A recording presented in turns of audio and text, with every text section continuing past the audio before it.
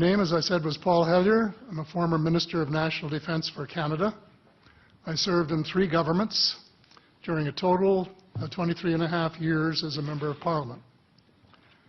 Although as Minister of National Defence, I had sighting reports of UFOs. I was too busy to be concerned about them at the time because I was trying to unify the Army, Navy and Air Force into a single Canadian Defence Force.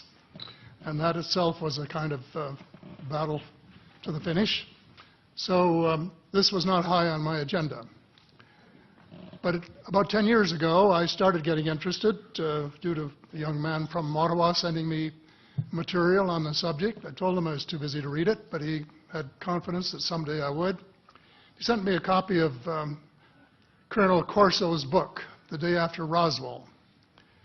It took me a while to get around to reading it, but I took it for my summer reading in 2005 and was really impressed with what was contained in it. And what I thought to myself is there are huge issues here, huge issues. And the American people and the people of the world have a right to know what's going on because they're part of it. It's not just an isolated thing. And so after confirming the contents of the book with a retired United States Air Force general, I accepted the invitation of Victor Vigiani, who's over here somewhere, and his cohort, Mike Bird, to speak to a symposium at the University of Toronto. And I said, UFOs are as real as the airplanes flying overhead. That gave me the dubious distinction of being the first person of cabinet rank in the G8 group of countries to say so unequivocally.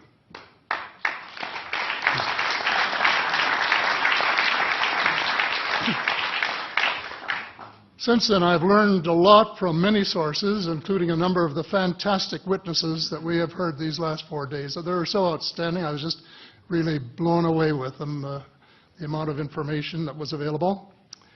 And I appreciate every single one of them. But because I'm not a ufologist, I'm a politician, there are only a few things that I want to add in that particular realm. First is that about in the 1960s sometime, it was a flotilla of UFOs headed south that crossed into NATO territory in Europe. And the Commander-in-Chief of the Supreme Allied Headquarters in Europe was naturally very shaken. Fortunately, or maybe divine providence, before the panic button was pushed, the flotilla turned around and headed back north. Obviously, they had thought maybe they were Russian, and they were very concerned about it. Anyway, an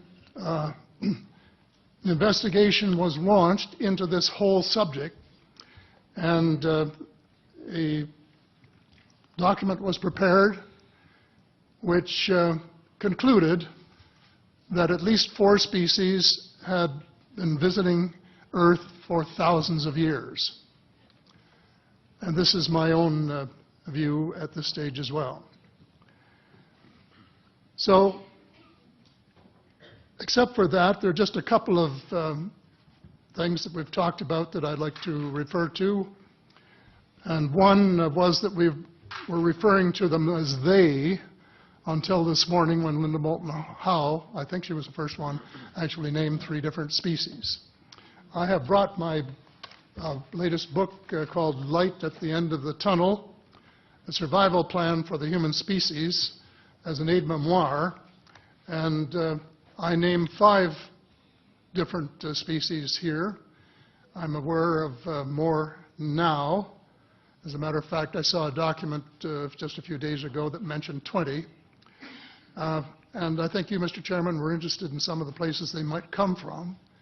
And I have in here Zeta Reticuli, R-E-T-I-C-U-L-I, Reticuli, the Pleiades, Orion, Andromeda, and the Altair star systems. So I don't think we can more refer to them as they because they're not an amorphous mass. They are different species and consequently may have different agendas. I don't think we can say that they all have the same agenda any more than we could say that the United States, China, and Russia had the same agenda. Our real interests may be very similar, but as of now, our perceived interests are still quite far apart. One more observation before I begin what I want to say, and that is that we spent quite a bit of time talking about the 66-year-old cadavers.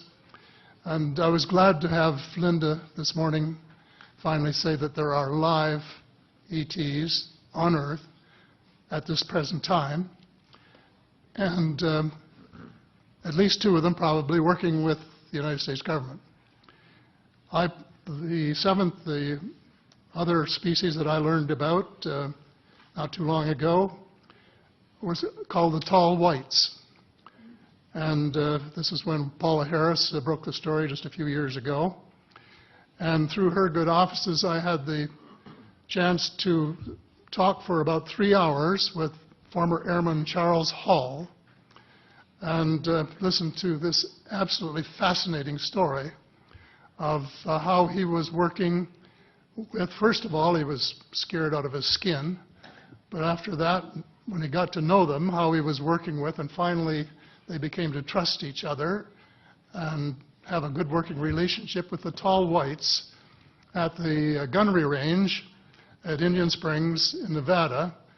And these tall whites were living on United States Air Force property and working in cooperation with the United States Air Force and sharing technology with them. He wrote a book, incidentally, called Millennial Hospitality.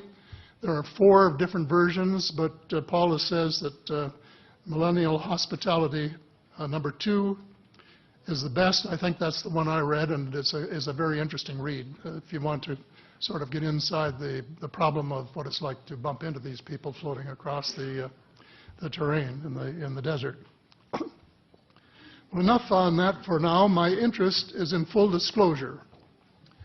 And my only caveat is I think probably I would say 95 to 98% full disclosure. I know of 1 or 2 things that I'm not sure should be in the public domain, at least yet. They will be someday, I'm sure, but not maybe immediately. But just as children survive the idea of the Tooth Fairy and Santa Claus when they become adult, I think that tax-paying citizens are quite capable of accepting the new and broader reality that we live in a cosmos teeming with life of various sorts. The fact that some other civilizations are more advanced than we are may be humbling, but that could be a necessary step in our survival.